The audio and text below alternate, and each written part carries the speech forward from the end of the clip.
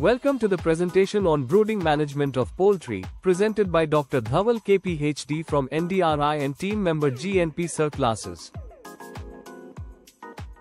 To effectively manage brooding, it's essential to understand poultry physiology, including their body temperature, comfort zones, and environmental factors. Brooding refers to the period from hatching until the chicks no longer require supplementary heat, typically lasting 4-6 weeks. Chicks need supplementary heat because they cannot maintain their body temperatures. This heat can be provided by brood eggs or a broody hen. There are two main types of brooding, natural and artificial, each with its own methods and benefits. In natural brooding, a hen provides warmth and protection to the chicks, especially crucial during the first week of hatching. Artificial brooding is commonly used in commercial farms where large numbers of chicks are brooded together using various equipment. Different types of equipment like infrared bulbs, incandescent lights, and heating coils are used in artificial brooding to provide necessary warmth. Kerosene and charcoal stoves are also used in brooding to maintain the required temperature for the chicks. Centralized heating systems and battery cages are efficient methods for brooding large numbers of chicks in commercial settings. Effective brooding requires careful attention to temperature, ventilation, moisture, space, and equipment. Maintaining a steady temperature of 33 degrees Celsius for day-old chicks is crucial, with gradual reduction as they grow. This chart shows the recommended brooding temperatures at various ages of chicks, ensuring their optimal growth. Good ventilation is vital to prevent the accumulation of harmful gases and maintain the health of the chicks. Maintaining 50-60% relative humidity is essential to avoid wet or dusty litter, which can lead to health issues.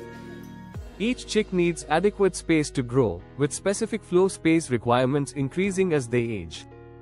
Proper feeders and waterers are crucial, with specific height and space requirements to ensure chicks access to food and water. For 500 broilers, specific flow space, hover brood eggs, and brood egg guards are required to ensure proper brooding conditions.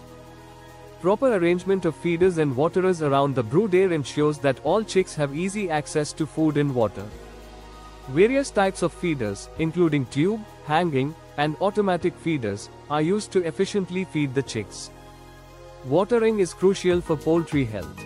Different types of drinkers, such as fountain drinkers, automatic drinkers, and nipple drinkers, ensure that birds have constant access to clean water. During the brooding period, several important tasks need to be performed to ensure the healthy growth of chicks. Let's explore what these tasks are. Debicking is recommended at day-old or 6-8 days of age to prevent cannibalism. This process is done using an electric debicker, cutting 1/3 of the beak from the tip to the nasal opening. The debeaking machine is used at different stages for layer birds and broilers. For layer birds, it is used at day-old, 6-8 weeks, and 14-16 weeks, while for broilers, it is used at day-old.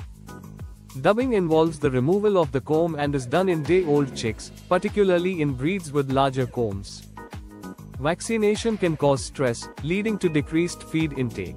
To mitigate this, increase the brooding temperature and ensure the chicks are comfortable with adequate vitamins.